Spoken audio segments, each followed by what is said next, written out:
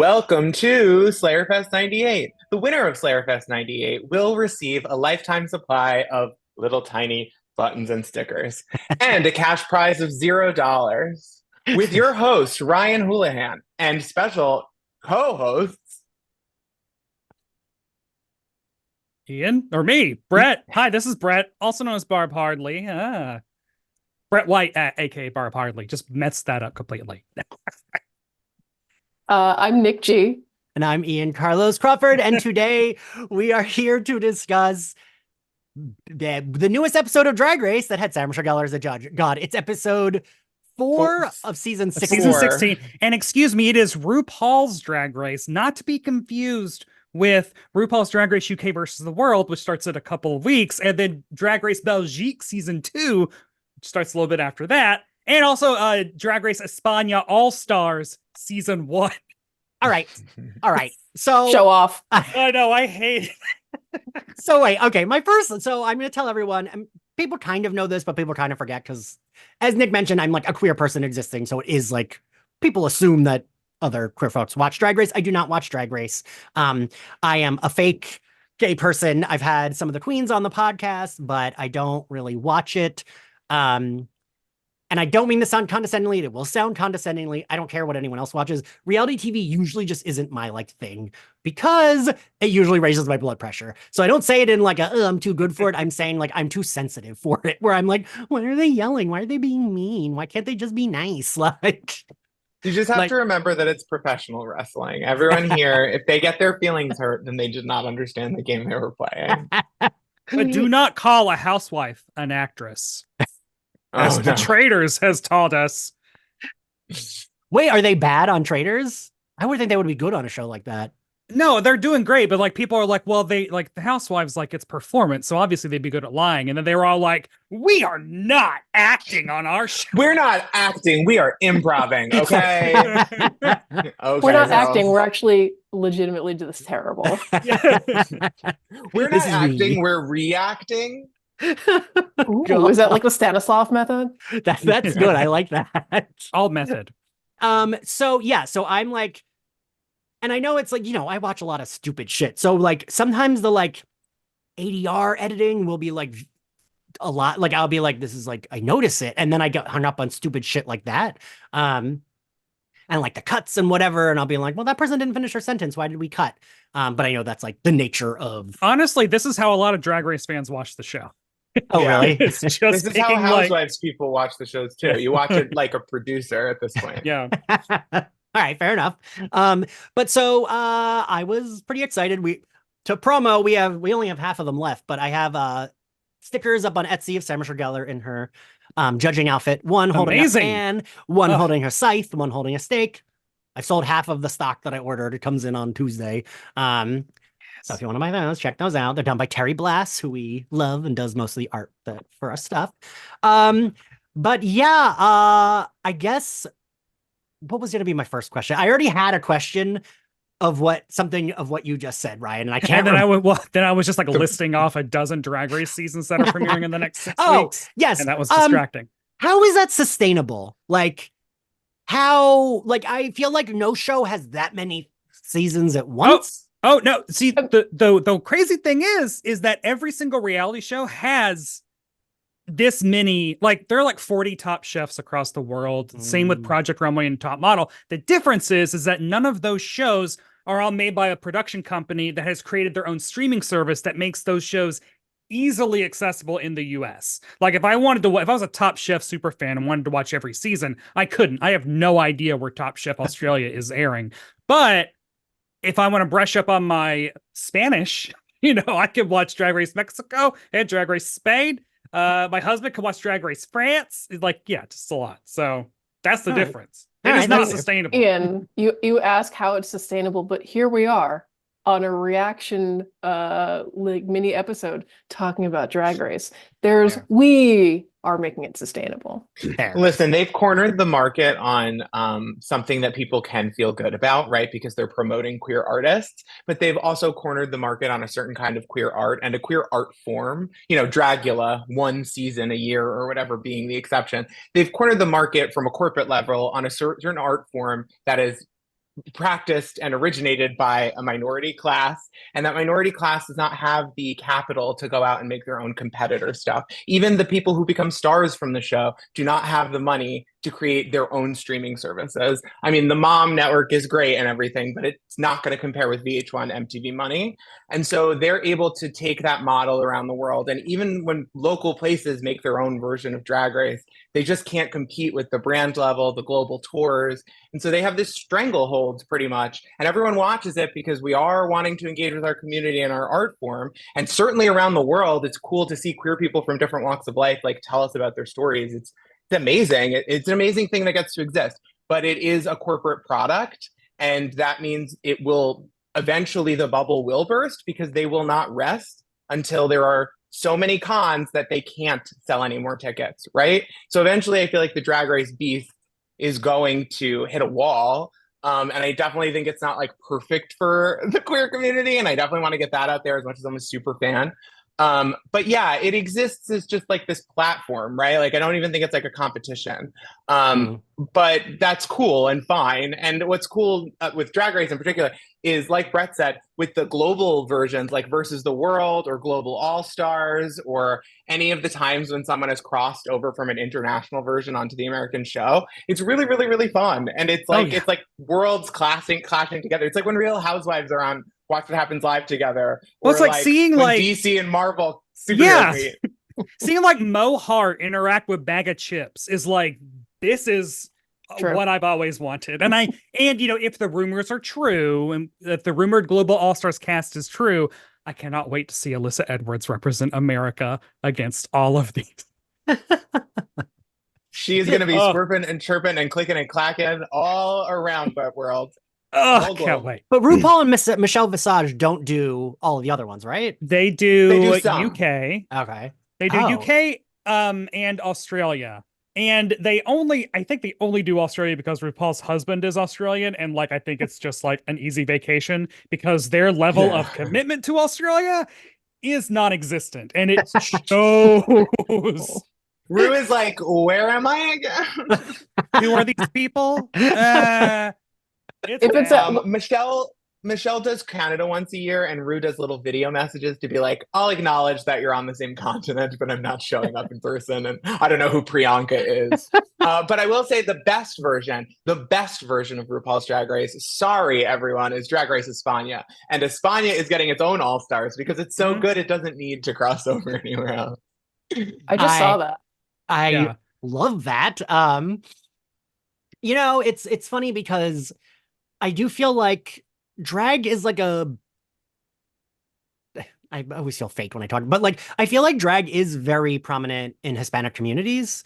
Like my grandma grew up with a fucking drag queen, like, you know what I mean? Like, and she would tell the story of how like they went out and like they saw her friend who was a drag queen and her sister said something like mean. And then the drag queen said, go wash your chutch because it stinks. And my grandma thought that was the funniest thing anyone had ever said to her sister. She'd be like, my sister was a bitch and she deserved it, is what my grandma would always say when she told that story. And like, that was normal to her. It was like, yeah, they like, my friend dressed up like a woman sometimes. And like, I do feel like it is like pretty big in Hispanic communities, Hispanic and Latinx, like Latin and Hispanic communities. Yeah, I feel like there's like and I've noticed a lot of drag queens like that speak Spanish, like getting like pretty big, which makes me happy. But yeah, that's all I have to add to that. Well, I will say this. As much as I feel overwhelmed by the Drag Race empire, it is nice to see. I mean, Ryan, to your point that like, yeah, it's elevating a queer art form. It's sort of normalizing, like, as it is showing that like the talent in the community, like I could never do half of the thing that these girls do. And it's just, yeah, it's nice to see it on the main stage, as they say. And winning Emmys. You know, it's like, yeah, it's really cool. Yeah. It sucks that we exist in a world where packaging and commodifying and capitalistizing an art form is the thing that gives it more space to breathe, more resources and stuff. Like, it sucks that that's the system, and it definitely doesn't need to be. And I think we all have to be really conscious that that's what we're doing. But it's like these people have a place and now a format with which to deliver art to like millions of people. Yeah. And a lot of people who are winning grew up watching the show, right? So it is its own snake eating its tail of creation. And that's what being a fan, like I've seen every episode of every season around the world and all the extras and all the specials and like every season of Dragula and Call Me Mother, and like it is its own little universe. And then like Bachelor people or Bravo people think they have their own little universe, but it's like you guys aren't even subcultures or whatever though. Like there's not like I don't know, it That's doesn't just like rise straight up. nonsense. It's like literally straight Yeah. nonsense. Yeah, this is something someone can look up to be. A Mhm. bachelorette or a housewife is something that like someone decides you are, but like you can decide that this is like what you want to create, and you never have to get on the show to enjoy all of the magic of drag that it can show you, you know? Look at all of my beautiful gowns. Ooh. I didn't get in drag, so I was like, I'll just put it all out here so that people I know. The really- resume. I really like you're like, well, but it's here. Like- yeah, I still have it. I took it out of my closet. But no, I will say I do like, even though reality TV is not, I do agree with you. Like I do agree with all of y'all. Like it is, if I'm gonna be overwhelmed by straight nonsense, let me be overwhelmed by like queer shit too. You know what I mean? Like I very much, that's always like, I'm always Let like, gay people be awful on TV. The ultimatum, queer love. like we're allowed to be Oh my annoyed. god. Spin-off season for that entire Slayerfest does broken queer relationships, please. Oh god. Nick, That's equality, the like queer us- ultimatum. Equality is us being able to prove on a national stage that we can be terrible too. Yeah. You know, Nick, I don't know if you remember when I recapped Finding Prince Charming for Geeks Out. I don't even remember that show, but thank you for doing what sounds like terrible work. It was, I think it was on Logo, and it was like after Drag Race. I think this was like, how many, Ryan, right? It was like a long time ago. Like I watched every episode and I dressed as Robbie from that show to go see a Drag Race show, like live show for Halloween, and I ran into him there. And he was like, I had like the used condom or whatever, like, or from if anyone remembers the events surrounding the show. like Robert, the main guy. Yeah, we went as Robert and what's the other guy? I forget his name. The one on one. Oh crap! I'm gonna look up his name right now while you talk. So hilariously, when I did all those, Nick, I don't know if I ever told you this, on Christmas, Robert messaged me on Facebook, and I was like, oh my God, he's saying something nasty to me because he saw my Geeks Out reviews, because it started with, I saw your reviews of my show, and I was like, I'm not looking at open this the message. message. I'm not looking at it. And I made my boyfriend at the time, my ex, I really was like, can you read this message? Because he's probably calling me ugly. And it wasn't. He wanted me to interview him. Oh, Ooh, And was a like, I'd love to spin. tell my side of the story, like what happened with the show. And I wasn't writing for Geeks Out anymore, and I pitched a Logo, and they were not interested. ooh. They were like, sounds no right. thanks. Well, Yeah. Well, it was Robbie and Robert were Okay. both of their names because of gay people. Anyway, Yeah. let's get into the show. Yeah. yes, Ryan. So we get into the show, and of course, RuPaul enters, as RuPaul always does, looking so RuPaul, you couldn't even describe it. We recap with the queens a little bit about the last week, but that's last week's episode. RuPaul enters the workroom for a new day, like the Willy Wonka that Ru is, deciding everyone has flaws one by one, sending them home, ruining their lives, and then giving someone else the chocolate factory, but not really, because the Wonka name's on it. Anyway. We decide that we're going to be doing, did we do a mini challenge this week? No, they just went straight into. No, we didn't do a mini challenge. Oh. Yeah. And We just went right into it. I want to point out that we did not get, speaking about the Sarah Michelle Gellar of it all, they used to, and I think they've stopped doing this in recent seasons, say, and you'll be joined by guest judge Sarah Michelle Gellar, so you can get all of the queens like losing their minds over it. And I wanted that fucking moment. Yeah. And they just haven't done that. Because when they announced who the guest judges were this season, I was like, well, Charlize Theron and Sarah Michelle Gellar are obviously the premier judges, not fucking Becky G. And like, Something Okay, we're all happened. confused by that? Something happened. It Literally, has to be I'm something still went wrong. confused. because still Sarah don't know Michelle who Becky Gellar G is such an icon in terms of like, it just, Okay. Oh. No knock to Becky G, but like Billboard Hot 27 is not the exact same thing as Buffy the Goddamn Vampire Slayer. I will Or say, even Charlize Theron. I Give us love a Christina Ricci moment if you're going to do a double premiere. I Anyway, loved I loved Becky G in the Power Rangers movie. I thought she was great. I love that. She was in the me Power too. She's I forget Yeah. which one she is, but right, Ryan, she is one of them. She's yellow. She's Yeah. the yellow. Oh, wow. Okay, cool. I learn new things on this podcast all the time. Thank you. What did she make? Was she in Cruel Intentions? Or I Know What You Did Last But- Summer? No. Or Scream 2? So I told a friend this. I said to a friend who also is a Buffy fan, but is like a huge Drag Race fan. I was like, I don't understand, because I wanted that. Because like I've watched here and there, and like I'm queer, so by osmosis I know a lot of Drag Race things. And like, you know, when I lived in New York, I would go to a bar and be like, oh, they're airing it. Okay, everyone's screaming. So like I've seen episodes, and I remembered that happening, and I wanted that. I wanted to see them reacting to Sarah Michelle Gellar, because I know like we are a specific subset of queers, but it's not like that wild that like I'm sure a lot of them have watched Buffy, right? Especially this season. Yeah, Like of there's a lot of course. artsy, like you know that Amanda, Q, Dawn, Megami, like half of these queens definitely have watched every episode of Buffy. Yeah. If you're refuse gay to and you don't believe- understand a Sarah Michelle Gellar reference, if Daphne does not at least come to mind, that is on you. These girls were supposed to know Barbara Streisand and Cher references in this episode. Yeah. And while I believe those are foundational drag things, and we'll get to it, but maybe let's update our references. They had to know those things. And if they know those things, they know Buffy. And if they don't know Buffy, get TikTok, get a life. Like, In a cast that includes somebody whose drag name is Dawn. Yeah. oh, I yeah, true. mean, There should have been a I'm joke. just going to choose to believe that that was a Buffy deep cut. Oh. Well, it's like Willow Pill. Didn't Rue not get like that? Willow Pill is named Willow because of Willow Rosenberg, and like, Yeah. didn't RuPaul think it was like saying It's a willow pill. Yeah. And so like To I be don't know. fair, I didn't get that. I don't think RuPaul is.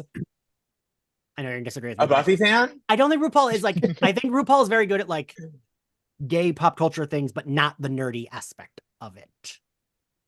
Sure, definitely. 100%. RuPaul would love Storm. Ru has no fucking clue who Storm is. Is that the Halle Berry one? Oh, Yeah. yes. Like RuPaul I is feel the like Halle Berry one. RuPaul would talk about the X-Men the way like any of our parents might talk about the X-Men. Yeah, 100%. I mean- and good for RuPaul because she is an X-Men. Yeah. I mean, even in the judging, there was an Olympia Dukakis reference, and I turned to my friend and I was like, does anybody on this stage know who that is? Like No. last week she compared I think Q's hair to like the lead actress from the 80s syndicated sitcom It's a Living. I don't And it's never like, even man, heard they of left that. that reference in. It's giving Ru- sassy. How I do you love it. do, fellow kids? Yeah. And Ru believes that if you don't know Ru's pop culture references, like that is a crime against gay Well, and rights. But if this is Ru why- doesn't know, This is why Barb Hardley will make it to the final four on Drag Race, because I will do 100%. Charles Nelson Riley on Snatch Game and I will win. the But you'll point of this also- show, the point of this show is to make RuPaul laugh because they will never edit it out. So as long as you keep doing that, you win the show. Kermit the Frog. From any way of looking at it. Yeah. Maya 100%. Amon LePage was not in the bottom. Burger finger. Oh, fuck that. We'll get into that. Fuck her. Fuck that. She's not funny. Keep us moving, Ryan. Yeah. Yeah, okay. So we launch right into things. The challenge this week is RDR Live, backed by popular demand, where they do comedy sketches, and in one single shot, they have to get it. As if it was live, but of course it's not really live. And then they're going to be assigned their specific roles by the group. So they get a copy of their sides and they're told like, let's pick out who's getting what role. And of course, similar to on Real Housewives, when they pick hotel rooms, we spend about 10 minutes with everyone at each other's throats over a 4-line barge. I was like, what So- is going on here? Why are they like Well, you didn't get to see a stalemate because usually there is like I want this and I'm not budging, and that's the 10 minutes until finally someone budges. I'm really glad Safira Cristal did what I always say I would do is, oh, have it. I'll do this because I can do literally any role. Yeah, if you can't do anything, you should be fighting for the smallest role and get the fuck off that stage as quick as you can. People are like, "Oh, this is my type. This is against my type." Do well. They want to put good, funny things on TV. They don't like playing sketches that aren't funny, contrary to what you might believe from the writing. They want it to be good. Let it be good. Like if you are a classic gal, break out of your box for the ball challenge. But when they're doing a Barbara Streisand bit, fight for the Barbara Streisand role. Like, yeah. Although I do think, well, we'll get to it, but I also do think that Plasma maybe would have been a better newscaster. But obviously, when they're like, do Barbara Streisand, don't be afraid of that. Like, lean into it. I did. Well, I did. I mean, listen she did to have the her stage polite directions. Yeah. Nick, what is it? Oh, she did have her moment like, I couldn't. Are you sure? I couldn't possibly. Okay, I'll do it. I felt like I didn't, and I was like, am I going nuts? Like, I don't understand. Like, saying like, I love her. Well, I don't want to do that. And it's like, well, but like, I feel like that's right. Like that's a running thing on the show is usually Snatch Game where it's all celebrity impressions. You'll get people will be like, I'm going to be Kesha because I love Kesha and I'm friends with Kesha. And then they don't. Then afterwards, when they do poorly, they're like, well, I didn't want to make fun of my friend. I love her too much. Like, you know, and it's like, that's not the point. They don't understand. Yeah. Sometimes I think that it's like, this is being a fan. This is being the ultimate fan. It is so lovingly done. If you don't love the person that you're poking, then it isn't funny. It needs to be done with like, and that's why Sarah Michelle Gellar was so great on SNL, because when she did Christina Aguilera, it was so like pitch perfect. It's done by someone who is clearly a fan of this woman, but understands the like specifics about her that like are shorthand for some of the things about her that are either contradictory or like outrageous. And I don't know. Sometimes I also see them look at these roles as if it's like, well, this is a singing role. Like none of them are singing roles. It's not a singing challenge. Like Ryan, I feel like the like you have to love something to be able to make fun of it. I'm like, oh, that's why Ryan's really good at making fun of me. But like, what really hate it, or really hate it. The curse of the episode is Mirage. Mirage, who up to this point has been like sickening dancer, like really fun, really lovable, like really a great presence, but you never get like comedy queen from her. No. And so her like half-heartedly saying, "Oh, I could do the host." And then them giving her the role, and then her be like, oh, I guess I got it. And then not saying, actually, I'll switch. Like, it just... That was rough. That was rough. Bad. Yeah. I don't know why she did that to herself. But, you know, we got to appreciate the bold confidence of like, I can be the glue that holds this whole thing together, I guess. The shot of all of them in their groups working, and then it cuts to Mirage just sitting on a big purple ottoman, like splayed out with her script alone. It's like, this is so sad. I have another question. Don't they normally, they know the song that they're going to do? Yes. At the right? If they at the beginning of every season, they give them an iPod Nano, like a vintage iPod Nano with all like 20 songs that could possibly more than that. It could be like up to 30 to 40 songs. Okay. And they'll usually like, and my thing is like, if I ever go on Drag Race at hotel at night, memorize every single fucking song. Go on and start writing reads. Go on and start writing roast jokes. Go on and start writing, like, you got to be prepared. And usually day of, they'll say, we're doing Dark Lady by Cher. Okay. And then they should either have already been learning it or be learning it during the day. Sometimes, and, you know, who knows, sometimes they will do the shady thing. I don't think that happened this time, but they'll do the shady thing of like literally right before the lip sync, be like, actually, we're changing it to this. Mm. And usually they will do that because a queen that they love has landed in the bottom. And so they want to, you know, throw a song they know that the queen they love will know to get them to stay. Fair. Yeah, sometimes. I don't think that happened this week. I was wondering what the process was. So I'm probably somewhere between an Ian level Drag Race consumer and a Brett and Ryan expert level. But this was, I always take joy in like sort of calling out those moments when they get to the lip sync and I'm like, oh, this is a deep cut? Like, could they just not afford the rights? Did they not want to pay for the No, good stuff? I think it's RuPaul. RuPaul is Oh. on somewhere in the world on an Okay. app just going, oh, that's it. Oh, that's it. Because every once in a while you'll get something from the 40s or like from like a Barbara B side. And you're like, oh, Ru is just up at night. And some producer got an email and they were like, I guess we got to find Becky G's favorite Barbara B side. I will say, like, for a while, they could not afford, it really felt like they could not afford any good Beyonce songs. Yeah. I was just going to say the Beyonce songs were not the until Beyonce they got songs. to VH1 and we got Single Ladies and then, God. what was MTV last- has a blanket Break My Soul? license. MTV is Yeah. whatever they want to play. Yeah. Oh, I worked oh, at I think MTV. They're that's- fine. What? Because like, I mean, I know I reference this a lot, but I even think of like, so in The Magician's first season, the first time they ever sing, it's like a dream. The whole like episode, the joke is the main character has Taylor Swift's Shake It Off stuck in his head, right? They sing 8 seconds of that song. And I was like, I know they had, how did this show have the budget for Taylor Swift in the first, and there was a Comic-Con panel where they discussed that specifically. They paid $50,000 for 8 seconds of Taylor Swift. And they said how mad the sci-fi producers were at them for spending $50,000 for 8 seconds. And it's not even playing Taylor Swift. It's they are singing it as like in a weird dream. So it's not also even funny, like, Well, as they say, sometimes when they do the lip syncs, it'll be like, "Ooh, this is a big hit," but then you'll notice the Hex Hector remix.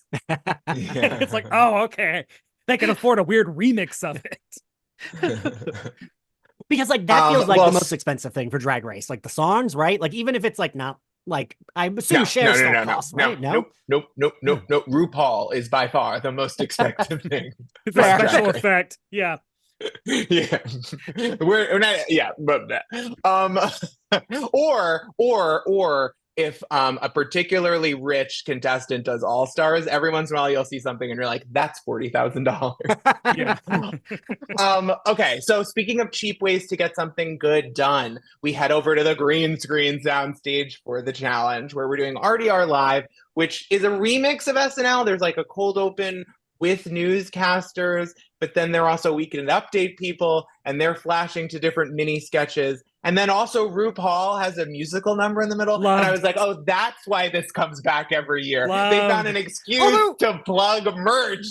Did they do it because to get the RuPaul. first time they did this challenge was during All Stars 8 last summer, Yeah. which was actually ended up being really good because I do think this is an All Stars level challenge. Yes. This is Yes. not. Yes. This is a very hard. Okay. So just to be There is not room for everyone. No, like I was a sketch writer at the Upright Citizens Brigade Theater for 3 years, and we put on, I was on a house team. We did one show a month, and it's literally like we did a show a month because that's like reasonably how long it takes. Like with everyone having jobs, it's like 3 actor meetings, 3 writer meetings, a dress rehearsal, a tech, and like writing a 30-minute sketch show. And the fact that they do this, and it's like, yeah, learn these lines. Later today, we're gonna go. Please be the funniest you've ever been. Like it is insane what they're asking of them. And at least on an All Stars, these girls have already gone through a season. And they picked out people who know how to work in television. They pick the All-Stars, contrary to fan belief, not because they're the most famous or because they're the most infamous or their storylines need resolving. Sometimes that might factor in. But the baseline to be an All-Star is they liked working with you. They're not bringing you back if it's hard to teach you lines and get you to hit your mark. It's just not worth their time on set. Every moment on set is worth money. So All-Stars can be really tight. These kind of challenges, this is cattle call. At these early stages, we should be doing modeling challenges. Everybody cover themselves in goo and try to put makeup on that. Like, let's see some, I don't know.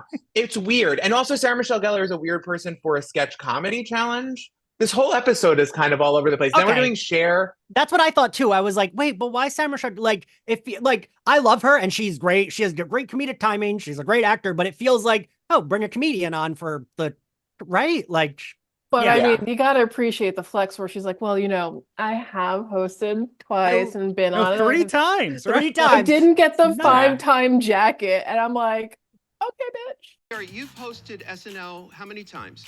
I've hosted 3 solo and I've guest starred a few times. Not enough to get the 5-time jacket though. I didn't even. And thought she killed hosted it. once. Killed I didn't it realize on it was that SNL. many times. But yeah, I did love that. Nick, I was like, "Ooh, yeah, tell everyone you've hosted." Like, you're gonna casually Like drop RuPaul's that. only hosted once, right? Yeah. Yeah, I love. Yeah. But So, I will. yeah. So my only defense, because I'm gonna sound like a brat. I did not crack a smile during that skit. I was like, none of this. When Plain Jane said, when she was a brick and she said I was thrown by some guy named Mason or something, I was like, Mason Cute. got me. Mason Yeah, was a cute. good pun. So yeah, like But wait, I have my defense of that. So I was gonna say, watching it, I was just like, this is a mess. But I do think a lot of times with comedy and like drag, sometimes it's like, this is funnier in person. Like, Ryan, we just went to a drag show on Saturday, right? And like, I don't know that all of that would work on Drag Race, right? But we were living, we loved it, right?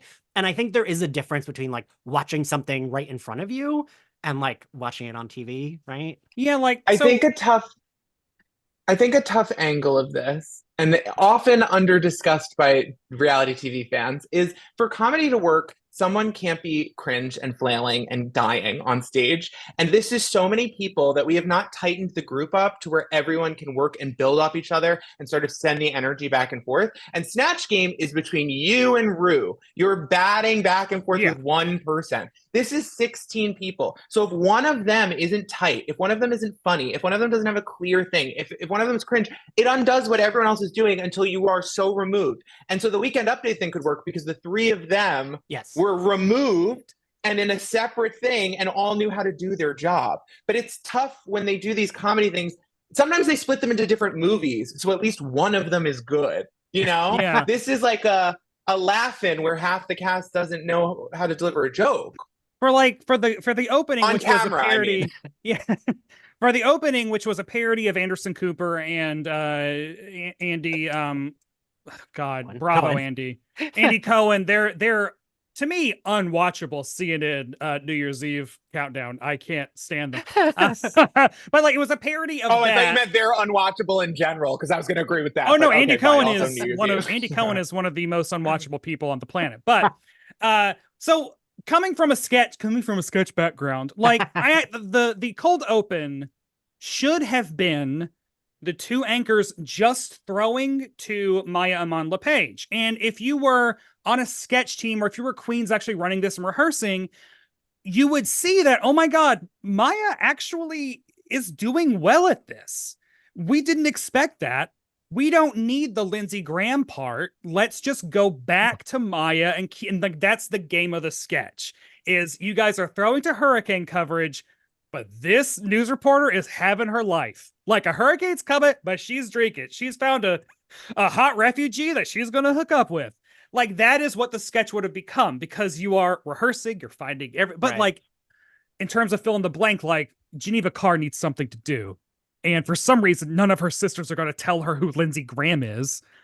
How did no one tell? Like, well, again, someone has to fuck up, right? That's the other thing. You are doing a sketch show where someone has to be so bad you would send them home. It's hard for anyone else to really rise above the like deflationary thing you've done.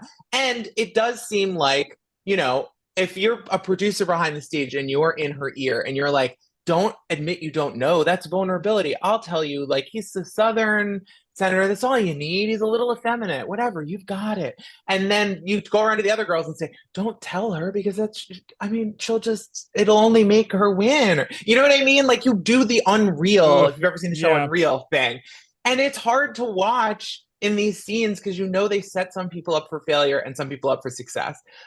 Plain Jane being put in that really, like that whole brick suit with much better lines in a completely removed scenario. Oh, was that Q? Was Q. Yes, because Q is good and Plain shit. Jane is the worst drag queen I've ever seen in my life, and I hate her. Oh my God, Plain Jane's horrible. That's why I was after the episode, I was like, she really shocked me. Okay, fuck. So, well, it was Q. Great job, Q. Q, the thing with Q worked not just because she's funny, but because she was also set up for success. So she could just knock that out of the park. Yes. Yes. It's like so ridiculous. I will say the worst part about the Lindsey Graham sketch, yes, they may have set her up, but she set herself up with that dress. That dress and that God. wig. Yeah. What is going on? I was like, she Thick looks like skin with every the ruffles? she looks like every single woman at a Smyrna Walmart where I'm from, like after like midnight, like very that. Also, why was there a Rebecca Glasscock big photo on the back? It's like, why are we shading? Leave Rebecca alone. I had no idea what was. When I was watching it, I was like, "Oh, this part's gonna be funny," and then I was like, "Oh, this part's not funny." Like I was like, and I feel so bad even saying that because I'm like, "Oh, this is a show that's on now. These people like, I don't want to like rag on anyone, but like, oh god, I'll rag on Plain Jane. Rag on them. Yeah. So here's my Rag on these problem. hoes. Here is my problem with Plain Jane, who is I have never had Problem. here is a This one? I've never had such a knee-jerk, visceral dislike of a queen, borderline of a person, than I have with this person. And it's all because she is not funny and she thinks she is funny. But nothing about her is funny. Everything is calculated. She is an intellectual doing what she thinks other people think are funny. Burger Finger is not funny because that Burger Finger She doesn't understand why Jimbo is funny. She has no point of view. And so and what I also hate is her online right now being like, I'm not a second-rate Jimbo. I'm like, well, in this episode, you gave yourself literally Jimbo's part from last year's All-Stars. Because this is the sketch that Jimbo did. And you did it, and you just did a shittier version of that. It was Jimbo. Sketch was It was Jimbo no, and what Rebecca. sketch was she in? Because I didn't. I thought she was the brick. The thick and long deck service. Oh my God! Yes, that is a Jimbo sketch. She has clearly sat down and said, "Who should I copy? Who's the flavor of the moment?" And she knew she couldn't do Willow Pill because she's not fucking smart enough. But she doesn't understand that Jimbo is just as smart as Willow. She's just using bigger, broader ways of communicating her jokes. And if you copy big and broad, you're not copying the joke. And I think Rue, at a certain point, what you see day to day is just the big colors. And you're like, I assume she's got some perspective that this is coming from. I hope she does. But she clearly doesn't when you look at how she like even talks about her own work. She just is mean. She's just mean for no reason, and also mean for no reason, but not funny. Which if you're going to be a bitch and mean on Drag Race, you have to be funny. Wait, She is mean for a reason. Because she's she's playing the game. She knows she will get the most airtime by being the but she's no mistress. Mean. Yeah. Right. She's no mistress. I agree. Like, yeah. Where there's Mistress has some love and funny. Yeah. Yes, and Mistress wants to get close to everyone she's being mean to, genuinely, whereas it seems like Jane wants to beat them. And Jane also miscalculated that this season has a social media element to it. Like, there's some, like, occasionally we're ranking each other, occasionally we're revealing rankings, occasionally, like, they're put in, there's also the immunity potions. There's some, like, social element to this game that, like, you're not playing that angle at all. And I guess she didn't come into here calculating that. She came in here ready to like do what would maximize off camera coverage. Yeah. I realized she should be on season 10 and not season 16. Because she would fit in on a season 10 where those girls were intense and ready to fight and be like, but on season 16, when Jane is coming for people, everyone else is just laughing like, what are you doing? We're all happy. We're having a good time. She's giving We're at the summer camp. Why are you being a bitch? But she's giving the like, well, I'm like a RuPaul's Drag Race super fan, and like I've seen how this show goes, so like I totally know like how to work every angle. And it's like, just because you watch the show a lot doesn't actually mean that you're gonna be good at it. Although the thing is, like, I'm angry because she actually does pull things off. Like, she does have talent. I just don't like watching people be mean, especially queer people. I don't like watching queer people be mean to each other. Especially to Amanda. Like, that's so...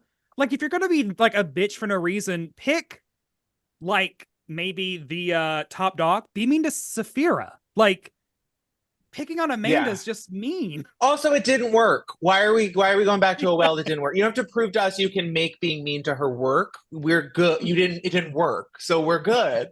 Anyway, let's get on to talking mean shit about drag queens. Let's talk about their looks on the main stage during this Night of 1,000 share moment. Okay, so I have a question. I have a question. Oh. I thought there was always like a full theme for the episode, but I thought like the challenge was linked to the runway. Sometimes. No? Okay.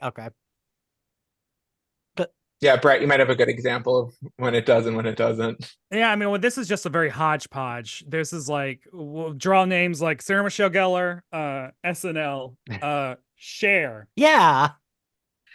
Yeah. Because I said to one of my friends, I was like, sometimes we do like get like it'll be like a cooking show challenge, and then it'll be like Julia Childs or whatever, and you're like, great, this is a line of them.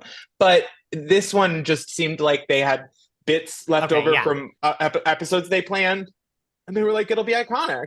That's how I felt. So I was like, wait a minute, Cher, what does that have to do with the SNL? And I was like, did I miss something that they relate? But okay. All right, fair enough. Ryan, go ahead. So first off, we had Tsunami Muse in this like tinsely with the wings Cher look.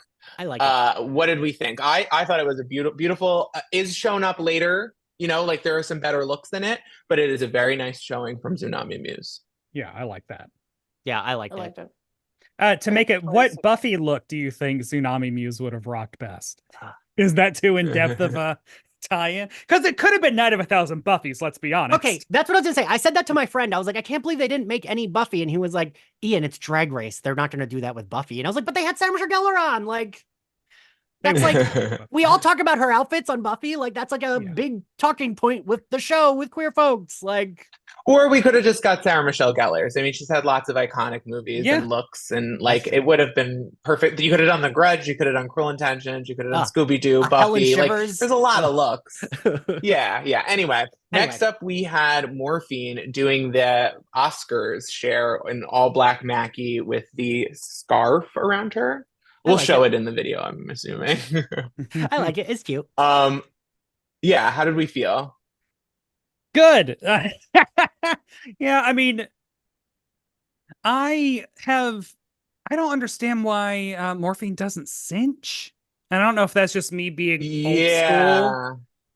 It's just, Also, it's a look that lends itself to cinching, and cinching that won't ruin the look. Like, it would have looked great with some cinching. Like, it's not like it would have made it visible like there was a nude illusion or something that you would have to work around.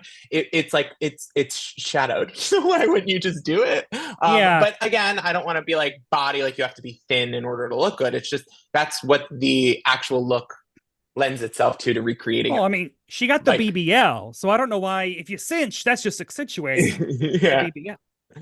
Also, these outfits, so I thought they had to like make them. They don't, right? No. Because that feels they'd have to get them. They have to get them, but they don't have to make them. Because sorry, I know I keep interrupting, but like that's my other question is like, isn't it just then like who bought the most expensive thing? Okay. Feels like it's become that. Yes, that is a huge criticism of Drag Race at the moment. Yes. For more on this, watch my video about why drag needs a union. Absolutely. Yeah. This next one. Yeah, I like it. It's just a little Halloween costumey. This is Maya Iman LePage. Speaking of this next one, Maya Iman LePage, it just looked like she went to her closet and she was like, I got some stuff that says Cher, and then they matched it with a photo. I don't know why you would pick a burlesque PR carpet look. Well, when it came out, I was like, this is the Turn Back Time video. And then someone actually did the Turn Back Time video later. Yeah. That was Maya. And also that wig. Oof. This my like kind of sassy Drag Race opinion is this queen would not have been safe if she didn't do the stupid like Cher Kermit thing that got everyone, because I agree with you, Ryan. They were like, what's a picture that'll match this outfit? It still doesn't match. Like there's sequins. There's no sequins on Cher's outfit. Do the queens get to pick the look that they are? Doing, because when they get cast, the producers will send them a list of like, here's all the looks, like the 30-something looks you need to prepare for, and they don't tell them mini challenge, runway, so you don't know how much you should invest in each look. And you have limited amount of space you can put it in. So like if you Yeah, so if it's a game of who can spend the most money, of logistics, travel logistics. It's a game of size and weight restrictions, prioritization, being able to remix different pieces into different things. It is tough to put together a runway package for Drag Race. Whereas on All Stars, they really want you to look your best, so they go bend over backwards to make exceptions and bend the rules and whatever else. On here, it's like pretty. It's pretty much like Dog eat they dog. they're pretty hardcore. Yeah. Well, I and feel like like so with a night of 1,000 shares, what they'll do is they'll send like it'll be like we're having a share look challenge, and then the producers will get in touch with them. They can only choose stuff from Getty Images because they have to like be able to clear the rights to show the side by side, which is why usually you never see like music video looks or other things, and that's why it's always like that a red carpet from 2003. What is that? It's like okay, well, they that only makes sense. they only I had was like, Getty but why Images to this? do. Like, Yeah. of all of the iconic Cher looks, this just feels like Cher like running to Gelson's. Like, Yeah, and they also don't it's not want an iconic look to repeats. me. Because infamously in season 8, during the Madonna Night of 1,000 Madonnas, like 4 people did kimonos, and ever since then, well, and Yeah. then the next year, the season 9 Madonna, there was still some repeats, and ever since then, it's been like you say, "This is the look I'm doing," and if someone's Got it. already picked it that they've been in touch with, which who knows what order they're calling in, what the call tree is, Ooh. they're like, "You can't do that." Someone else is. So I wonder if Maya already had a turn back time look. They're like, which one are you doing? And she's like, turn back time. Nope. So and so's already doing that. And she's like, well, I'm not making another one. Burlesque red carpet? That actually makes sense, Yeah. Brett. That makes sense. Yeah. I feel You like cracked the that's code. yeah, I feel like that's it. All right, Ryan, continuing. Next, we had Geneva, who was in this red top hat, Britney-esque look. I believe Sarah Michelle also called that out. Yeah. I did not like this, and they liked it. No, I hated this. I thought this looked cheap. This looked like you bought a top hat and some red fabric. You draped both over yourself, and you made a nice bell bottom at the bottom, but it's not the right length. And I didn't like the shoes, so I And didn't don't really get it. cutting Sorry, girl. yourself I like you. off. Cutting yourself off at that exact spot is just not flattering. Go a little bit lower or even a little bit higher. I don't know. They even said that they were like, if you had done the halter and like gone in Yes. for more at the top. My problem with the look is that I don't really like 70s fashion, which for different reasons makes me a bad gay. I know, I'm Wow. sorry. I don't like That's disco my either. entire Well, drag that's a separate- aesthetic almost. No. Glam, Brett, gorgeous. That's my drag. But like, I was like, okay, yeah, that's like a very like groovy Cher, like red moment that Yeah. I just It generally doesn't was say not into. Cher. Not everyone's looks are quintessentially them, even if they've worn it before. And I Mhm. think you're looking for a look that is quintessentially that person. And I didn't really. Speaking of, Mirage took 2 different eras of Cher and glued them together for that How like dare. purple look. I mean, listen, I think a lot of baby gays at home think RuPaul was nitpicking. RuPaul was not nitpicking. This is if you rip the doll head off of one Cher and then put it on another one. It's not, it would be like Britney pigtails, but she's dressed as toxic. Oh, wait, Derek did that. But still, I love this look. And honestly, I just love this as a Mirage look. And then you have to have the Cher in it. It's just Yes. As a Mirage look, it's great. But it just, for Cher, I was like, but it is a cute look, and I love Mirage, so love you, baby. I'll come see you in Vegas. Sorry. I did think they were a little harsh on this outfit. I don't think it looks like Cher, but I think the other queen looked less like the Cher outfit she was trying to. Yeah. I was getting like Well, I speaking Dream of one Diddy queen, vibes. Yes, very I Dream of Jeannie. yeah, it was very Barbara Eden. Next, we had Megami, who also did Turn Back Time, and I think we can all agree did it better. And once you've done the other look some other girl did really bad better, you're probably not going home. So good for Megami. I don't know if it's a standout week for you, but it worked fine. And I got to mention, Nick and I know Megami. Megami performed at 2 of our Slayerfest 98 live shows. And plenty of Geeks Out FlameCon fireballs. Yeah, it worked. Listen, this worked great. It did what it had to do. Is it the most creative thing I've ever seen? Absolutely not. But it is It's very pretty Cher. and polished and very Cher. It's very Cher. Very sure. So really, And, like, how could you argue with it? You knew what it was the moment she walked out. Yeah, like when you can look at the outfit and you don't have to see the reference photo to know, like, yes, this is this is that person. Yeah. Mm-hmm. Next we had, sorry, who is this? Plain Whose Jane. look is this? This is Plain Jane. Yes. Oh my God, I'm Yeah. really losing her. I guess I just block her out. I will say though, this Plain Jane look, it slaps. It goes up. She bought expensive feathers. She's got a great wig. The makeup was right for once. Like, you know what? This is Jane, what I want. fine. You did it. Because This like is what I wanted. but like Bob Mackie doing 70s variety is what I want. That's what I'm trying to go for. So Yeah, I love yes. If only she wasn't so mean. You Yeah. can be gorgeous and I know. nice, people. If anything, being gorgeous means you should be nice, because like what are you putting up with? Like anyway, a mandatory meeting. A+ forever, my queen.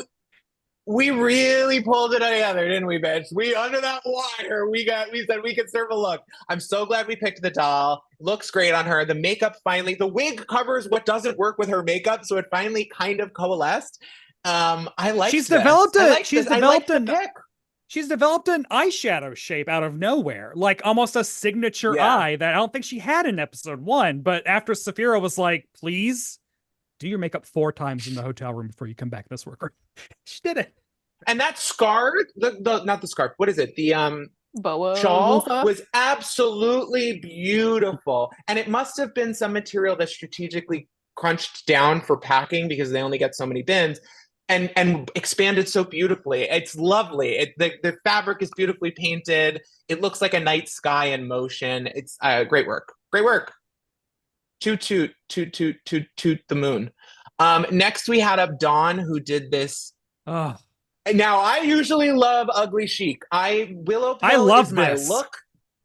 I usually love it. This, I love it, except the color choices break my brain, which I don't know if it's good or bad, but the colors are. Cher did not wear those colors. Let's Great start colors. there. Amazing colors. Love. I think it looks like a Christmas themed outfit. Like I'm like, did Cher wear this at Christmas? But it's blue and But when red? she took off and did the reveal, I liked it. Then I really liked it. Because I always like, I don't know, whenever I'm choosing colors for gowns and stuff, I'll be like, what is the ugliest? Where's the orange? Like I usually want to find like the ugliest color for things. And that's why I love that. I love that look. Next up, we had Q, I believe. Yes. Oh, this is sickening. This is absolutely, oh my God, absolutely stunning. And now this is Ian, giving Cher, it's giving everything. Q probably made this because Q makes all of their looks. Oh. Yeah. So that's I feel like there should be bonus points for that. Yeah. Wow. That is nuts. I didn't know that she makes all of her Because looks. I think That this outfit's like, I mean, amazing. yeah, this is really, and also what's great about it is it's a great selection for her. It's a great selection for her makeup style. And it gives Cher, because Cher is a stunt queen. Like literally Cher loves to stunt on you and serve looks. And if that's not what you're prepared to do here today, then I don't know why we came. Next up we had, who's next? Sorry, does anyone have it? Our winner. Our winner for the week. Plasma. Lovely work, Plasma. I thought this was very pretty. Does it give Cher? I don't know. I don't know if this is, to me, like the quintessential Cher look, but it is a very pretty look, and I loved the headpieces, and it looks good on her, and the makeup was lovely. So, safe? Yeah. Except she won because she was very good in the challenge. Yeah. But the look itself, safe to me. It's a cute. Yeah. It's cute. Then next up we had Nymphia Wind, who absolutely ate it up, eats it up every time. Absolute excellence. Loved these wings, loved the theming. But again, is this Cher? Do I think Cher the first time I think Egyptian goddess? Yeah. No, But I do. But it's absolutely beautiful. I love the material of the wings. Like I couldn't tell what it was, but like the Yeah, it kind of was sheer- so. I like that. The flow that it had was so nice. Yeah. Yeah. Yeah. Then we had Saphira Crystal. I mean, ate this up. This does say share. It says share through like a black lens, which I absolutely love. Yeah. It's very. The detail work is lovely. She wore it correctly. The body motions were giving Cher. Like she sold it. It's not not the first thing I think of when I think of Cher, but it does give Cher, which It's It was- insane. It was a good blend of Yeah. Cher plus Saphira. Yeah. yes, That's really accurate. yeah, lovely work. I really like that outfit, and yeah, those were our looks. Yeah. Do we And want to I- talk about how Sarah Michelle Gellar did as a judge? Yes, I would Oh say my we gosh. have to talk about because I thought like I'm not a Drag Race gal, and I was just like, where's Sarah Michelle Gellar? Where is she? I want to see Buffy, and she delivered. I think the last full episode I watched because the person on I loved was Kesha, and I love Kesha. Don't get me wrong, Oh, that was a great episode. but That was Wintergreen. I didn't feel like Kesha was that into like I feel like she was just like I love looking and she Yeah. like liked seeing the drag queens, which is great. She was having fun. I probably would be like that. I judged 2-1. There was this like singing competition and it was when I worked at BuzzFeed and they asked me to do it. They wanted me to be a judge. Before we went on, the guy was like, just like be bitchy. I love the way BuzzFeed gays talk. And I was like, Oh no. He hired the That would wrong put me in BuzzFeed my- I was gonna say, did he know who he was talking to? and like That's awful. afterwards I was let go because I wasn't mean enough. That was the first time I'd ever been fired from anything, and they replaced me with a drag queen because I was not. I just kept being like, I was gonna "Good say I effort." could have fucking destroyed those Simon Cowell bitch. I just kept being like, I'm not a singer, so like I appreciate you getting up on stage and wanting to do this. Like I just kept giving like positive mom feedback, and You're that like was not a preschool teacher, not a runway judge. But Sarah Michelle Gellar actually like took the assignment seriously Yes. because a lot of guest judges do treat this as like the best guest judging, like the best day you can have on a reality show. It's Yeah. like, oh, I get to go and just watch one of the most amazing shows of all time, like Charlize Theron And with look beautiful. yeah, like and have oh, my this is skin great. filtered and They have don't everybody say have I'm the to- most famous person in the world. Yeah, they don't have to do anything. But Sarah Michelle Gellar like actually went through and gave them constructive notes about performance and like everything that she did not have to do. And I was so happy that she did. even the Yeah. queen that And she wasn't there. She wasn't there to plug a project or to like shove like Extreme Wolfpack, even though it's on MTV. She's not like, rest in peace, my beautiful babies. But she wasn't there to be like push the Buffy brand. She wasn't there to be like remember my legacy. She was there as someone who is current and lives in the world and likes the show and has a lot of experience doing this and like wanted to engage for the day. And like that's how you should go on Drag Race. Like Gaga went on, and did she overdo the job? Of course, that's Lady Gaga. She took notes. She gave everybody forms to fill out. Oh god, new she loved it. headshots. I watched that episode, But- and yes, But that is she overdid what you do need to do a good job. We don't want Meghan Trainors here. We don't want people who are like, I'm gonna make a fart joke and eat Lucky Charms. Like fuck off. Or I Joel didn't spend McHale my just entire us. life. Just screaming. I didn't spend my entire life overcoming gender stigma and turning it into art at the cost of basically like my social life, my free time, all my money for you to not respect what I'm doing as like a performer, as a fellow performer, especially when everyone on the panel is in a union. Anyway. Ryan keeps her eyes on the prize. Oh my god. I did like Well, that and- she wasn't. A lot of judges, when they come on, they'll just be too nice and just say platitudes. They err more on the side of Ian. Like you tried so well. That would be me, yes. Yeah. So she did a great job. I'd give her 10 out of 10. I will say, it was mentioned to her that Megami has done a Buffy live show, and I will say it was our momentary fame. One of the first times I ever performed on stage was in a Buffy the Vampire Slayer shadow cast. So like the fact that I'm like literally right next to you, it's like, oh my god, I'm so excited that you're here. and the claim. But I don't It's like know- when I appeared in the background of a Real Housewives of New York episode, and I was like, that sounds about right. But even so, I'm not sure if it was Slayerfest 98. It was, bitch. Fuck you. Don't fucking judge. Don't shut Claim up. it, Ian. Take it, just take it and run. Who Take cares a if win. it's true? Although, wait, hold on. We didn't even. Queer people get to choose our histories. We We as queer didn't people get to even lie. name the most obvious thing. First joke right out of the gate where she's like, I've been slaying bitches for years. And I was like, yes, okay. We needed the slaying joke. We got the slaying joke. Do you think that The she came up Prince with joke? No. I was gonna say the Prince joke. Did RuPaul know what that meant? I feel like RuPaul did not. No. These queens, I'm so jealous. I'm a mere prince. A mere prince. Waiting my whole life to use that line somewhere. No, because they're talking Sarah about Michelle Olivia Gellar. Dukakis. She hasn't known a celebrity after 1978. Sarah Michelle Gellar came up with the Prince joke and she pitched it as her first joke because that is what she sees her life as right now. And they said, cute. We need a Buffy reference now. And then you can do your joke whenever you get a chance. And then she did it twice. Her joke was great. Her joke was great. And yes, she did it twice. I appreciated that the queens and Untucked appreciated it more than the judges panel. I was like, all right, she did it again because she knew that it should have been appreciated and the queens appreciated it. But also it's like, oh, mom, like a joke that's a pun on your husband's name is the equivalent of a Twitter bio that's like proud mom and gun enthusiast. Like it's just that's like God, family, husband. Trad wife. Conservative mommy. God. And like I love that I was so glad that she actually got to go back for Untucked because after they didn't mention her at the top of the show, I was like, oh God, what if they don't? And I'm so glad she got to go back there. I was like screaming. I just like loved hearing her talk about how important queer art is. Yes. And also like imparting that to her children.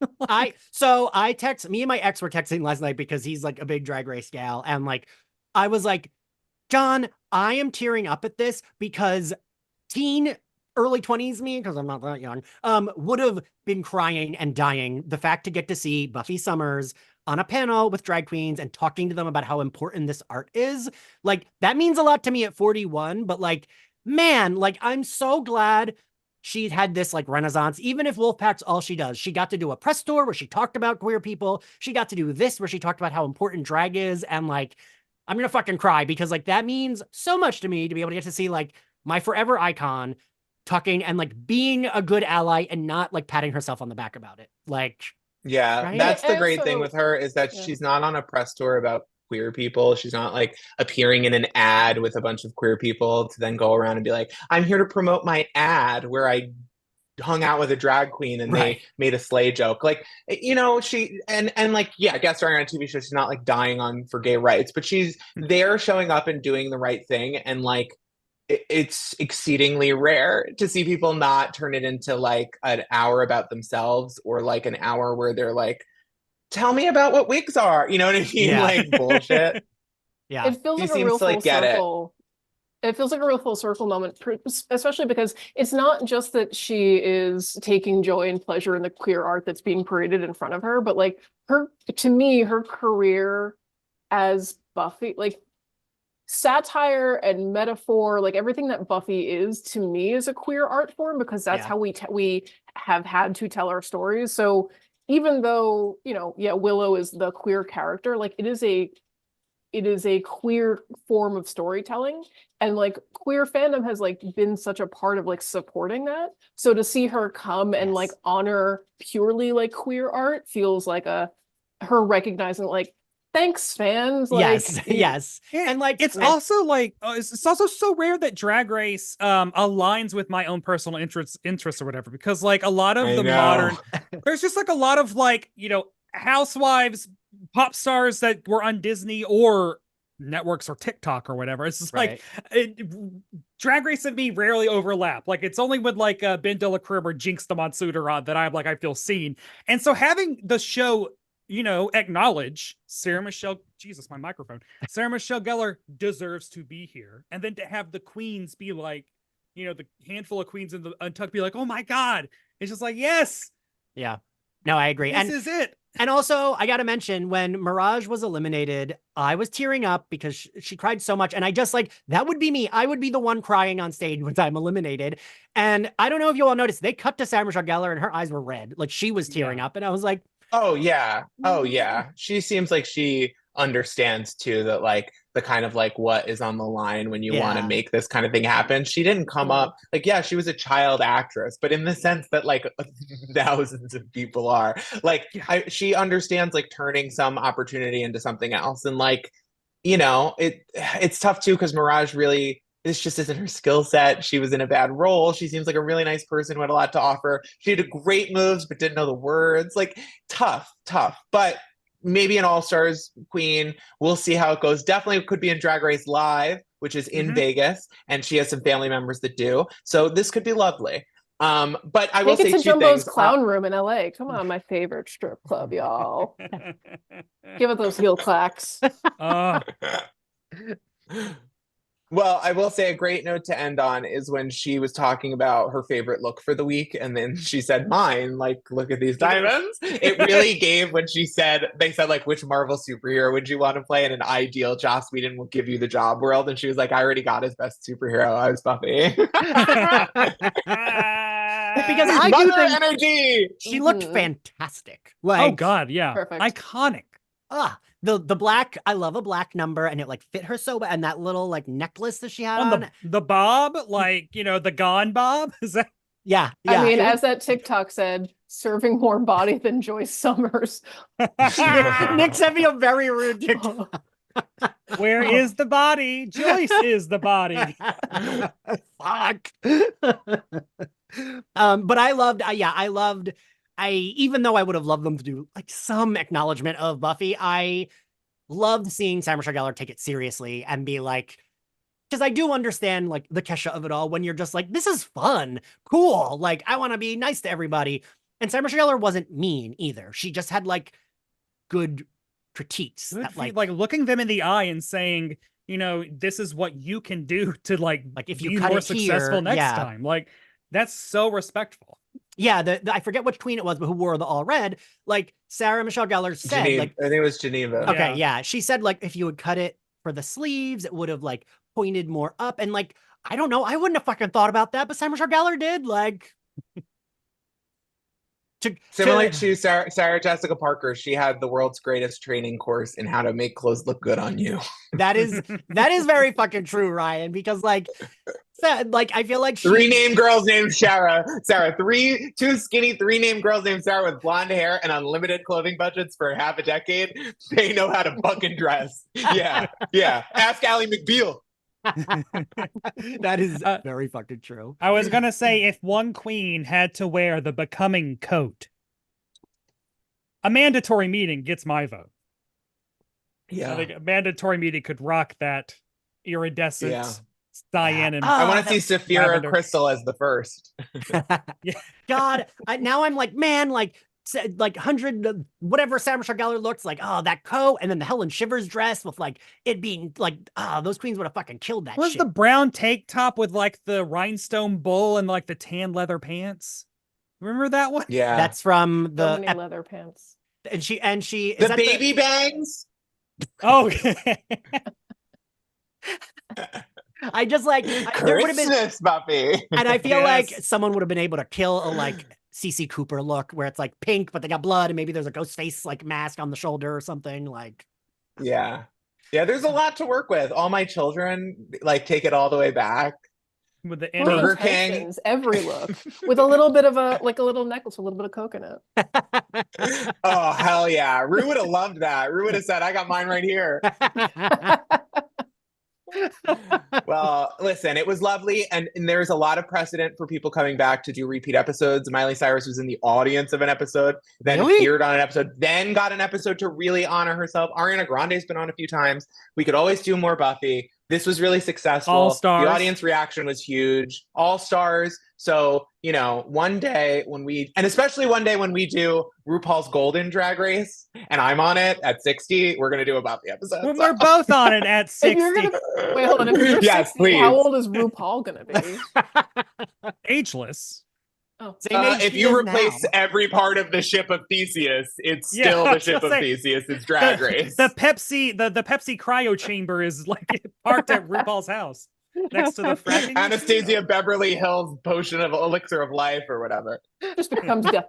Becomes her. Right. The fucking ship of Theseus. Right. It's so good. Well, now I'm like, well, when we all do 1,000 Nights of Buffy Drag at Slayerfest Live next time.